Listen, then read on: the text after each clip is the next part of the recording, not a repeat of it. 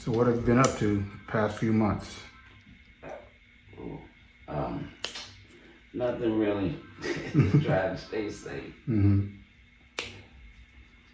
Here we go. Just trying to stay safe. Well, this month is my month, so my birthday this month. All right. Congrats, happy birthday, all that good stuff. Yeah, thank you when it comes. Really haven't been doing that.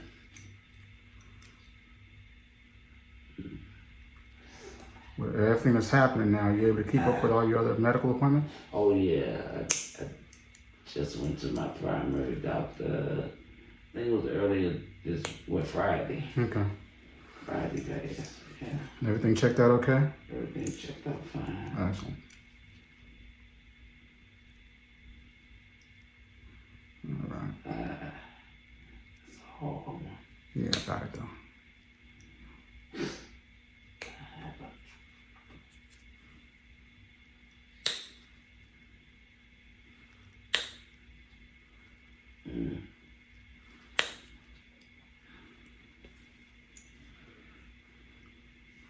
There we go. It's not too hard.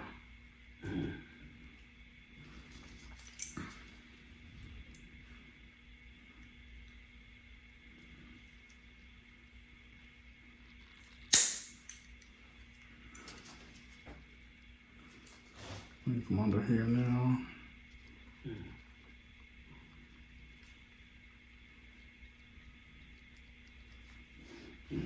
I've been trying to go to the they call where you get your feet done, but I'm skeptical. Yeah. I'm still waiting for a little while first. Because they just started opening around here, right? Right.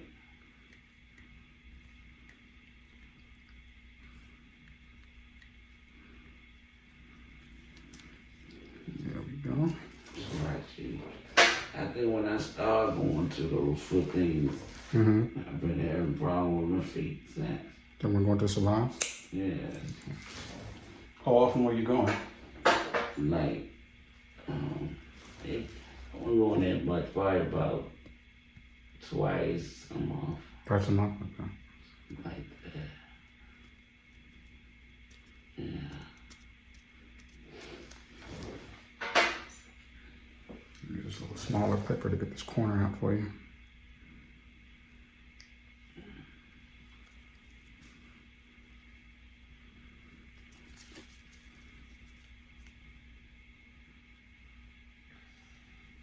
There it goes. The bigger one can't get under there, you know what I mean? Right.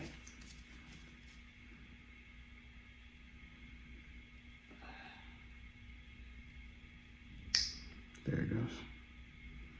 Got that bad boy.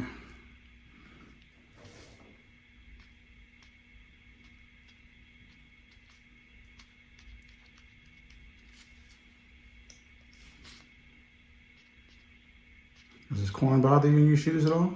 No. Not yet. No, it didn't though. Okay. So you haven't been back to the salon since the lockdowns? No, I haven't. Okay. So that was March around here. Wow, it's 5 months. Yeah. There we go.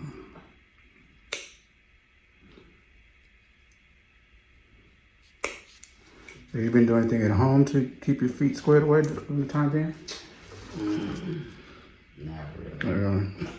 Yeah, because this is the nail that broke somehow or cracked. It did.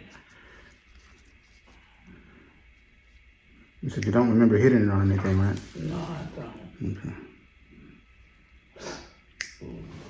That was a nail. That was a nail. Nail polish off. And that's what I saw when I took the nail polish off. I don't know if the polish might have did something. It's possible. How long was it on?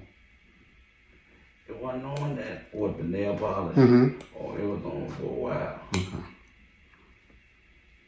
That's the thing, I always recommend that nail polish not stay on for any more than a week or two. Oh, wow. One, because nail polish, being a paint, it blocks air. So it's a barrier. So whatever, so whatever fungus or anything else might be on it, it's going to be trapped under there and harder to deal with. So, what type of moisturizer? That's what I'm trying to figure out, so I can keep that, the buildup off. Yeah. And something to bring back the color to my feet. Well, we use sheabutter here a lot. And then there's, a bunch of other stuff that's available in the stores. But whatever you use, you got to be consistent with it. And that's where people end up having issues, is not being consistent. Because one reason why they're not consistent, because they get a little frustrated because the fix is not very quick. And so they figure that whatever they're using is not working. When actually what the case could have been is just weren't using it long enough. Because skin issues take a long time to fix up. I mean, months in some cases. And if you use something for a week or two, you're not noticing the changes that you want, and then people give up on it. And if they just stuck with it for a little while, they might have done better. Now, what type of shoes do you typically wear, especially this time of year? Mostly sneakers, but I wear like flip-flops around the house during the day.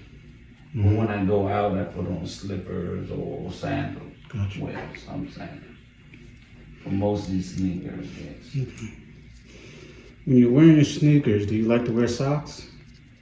I really don't, but I would probably try to get a certain type of footy that could, that goes with the sneakers. They supposed to be like almost like little, how they give you the little thing to try your shoes on if you're at the shoe store. Yeah. With some little footies like that. I put it in my shoe, but I ain't put one in today. Okay. Because you have that combination of callus buildup and athlete's foot. All right. So, the reason why I asked you about socks, because socks absorb excess moisture. Okay. So that should wear one. You should wear at least until all this gets back under control. And whenever you're wearing sneakers, you should definitely wear socks when you're wearing sneakers. Because sneakers tend to make our feet sweat more. And so you need that the absorbing action of the socks to take away the excess moisture, because the excess moisture also leads to the athlete's foot that you have. So I still got the athlete's foot? Yeah. So it's still peeling a little bit, or a lot of it in some places. Oh, wow. So we've got to deal with these issues, not just the athlete's foot and the biomechanical issues that you have that you're it's causing the calluses. Another thing you have to do when you're dealing with fungal infections of the skin and the nails is being sure that you're alternating your shoes every day. Yeah. Don't wear the same shoes 2 days in a row. Yeah. So continue on using the cream. It's got the last refill. Last refill? Okay. Yesterday. Let me know when you're done with that so I can rewrite it for you. Okay.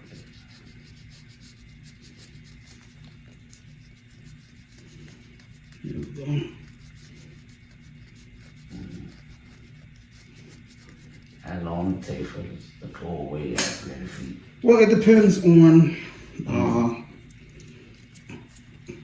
I guess, how bad the issue is. It varies from person to person. Okay. How much of the foot is involved. Is it between the toes as well? Is there toenail involvement? what organism is actually causing the problem. There are many organisms that cause athlete's foot, not just one. And then, you know, how diligent is the person at using the medication at home on a daily basis. Sometimes twice a day it has to be used. Yes. So it's difficult to tell or to say how long it's going to take to get rid of it. I mean, you see the commercials where they say a week, 2 weeks. Right. I've never seen that happen, ever. Really? I don't care what it is. Wow. I've never seen this go away in a week, ever. It could take months. Huh? But it could. It depends on how severe it is. Right.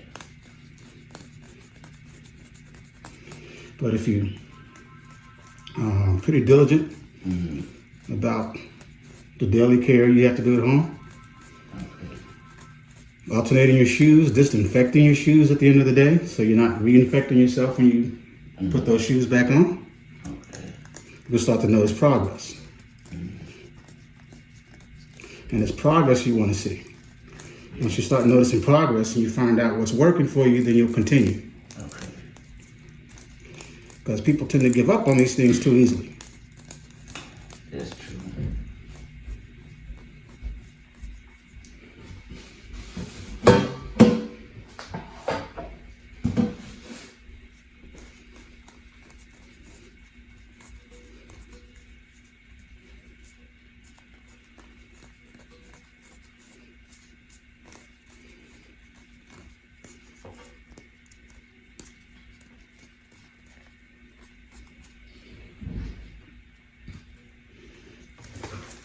It's looking better now. I need to invest in a foot soap. That way I can soak my feet, and that helps you a lot to soften up the dead skin, right? That's correct. Yeah, just a little bit. And just remember, whatever you do, be consistent.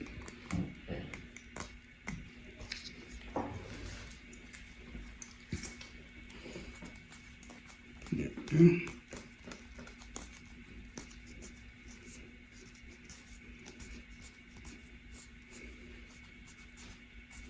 And the foot scrub, you can do it like once a week or something. I recommend, if you're going to do a foot scrub, that you do it 2 or 3 days a week. Okay. They help keep down the dead, flaky skin. Because it's hard to retrain skin to grow normally. Even once you get rid of the fungal infection. The skin has been peeling on everything for so long, that's just what it wants to do. So you have to basically retrain it.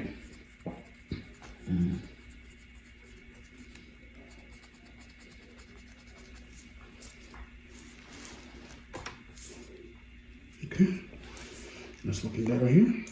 This little hard spot here.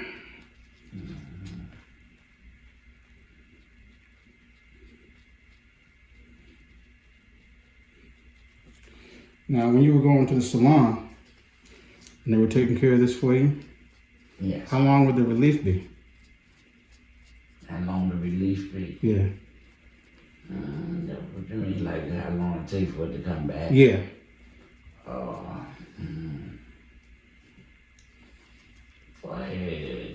won't say it's that long, but I'm not really sure. I never paid no attention.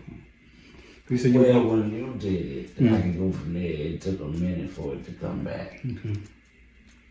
So I don't know why it does that, keep coming back. Because then we got to deal with not just the athlete's foot, but the biomechanical issues you have from these pressure areas. We would deal with that with special insoles we're going to get for you.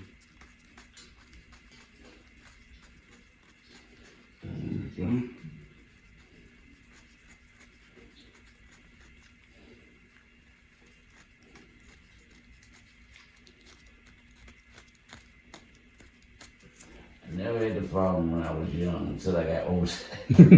Stuff started happening. Yeah. You know, young, the skin is young and vibrant. When you get older, it's just, you know, I don't know. Once we get But I older, gotta pay more attention and do what I'm supposed to do. yeah, as we get older, the skin can get thicker and drier. Yeah. So we gotta spend a whole lot more time and pay them a whole lot more attention. I've been trying to figure out what type of moisturizer. I gotta be trying different one. I need to just get one and stick to it. Mm-hmm. But I don't know, but I use Nivea. That's my favorite. So it does help. I've been using that for a while. How often do you apply it? Like every time I take a shower. Okay. Here's what do you do it in the morning or in the evening or? It depends. Mostly in the evening, like in the night. Before I go to bed, I always shower. Have you ever tried, applying that and then putting socks on or anything to help with it? Because when we apply lotions, creams to our feet, now lotions and creams are mostly water, right? Right. So anything that's mostly water is going to dry it out. Well, not dry it out, but it's going to evaporate. Not all of it gets soaked into the skin. Some is going to evaporate. Some is going to get into our shoes and socks. And if you put them on at night, some of it's going to get into our linen. That's just the way it works. You take anything that's water-based, and those are things that happens to it. So what will help in your case is use something that's more of an emollient. Emollients have properties of oil and water. All right. Of course, you need the water base, the lotion, the cream, to moisturize your feet. All right, but you need that emollient to work as a barrier, so that the cream is not disappearing right away. Okay. That's why things like shea butter work well. Other type of skin butters work well. Thicker creams may work, you may need. And then what I like to recommend for patients is that they put on a pair of socks after they apply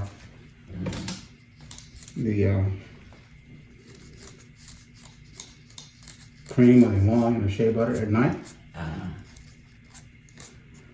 to help decrease the evaporation and getting into the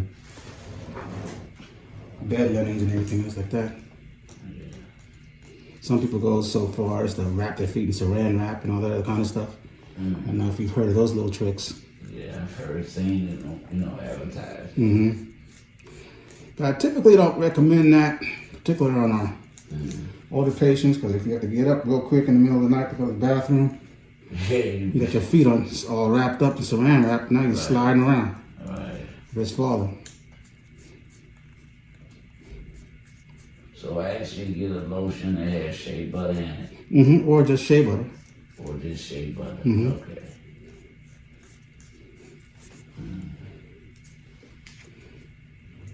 So I don't think that's, because sometimes they could be in the lotion, right? Shea butter. Yep. And be sure you're not getting anything that's very perfumey. That's what I was about to ask. Because perfumes have alcohol. Yeah. Anything that has alcohol is going to dry your skin. Because I use that Bath and Body. Yeah, you don't need all that scented stuff. Yeah.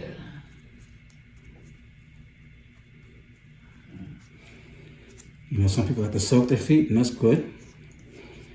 But, you don't, in this case, you don't want to use like Epsom salt or vinegar or anything else like that, because again, those things dry the skin. So you want to use a mild soap mixed in with the water. Like palm olive, remember palm olive? Yes. Palm olive is great for soap. Dove dish soap. Those mild dish soaps are great for this issue.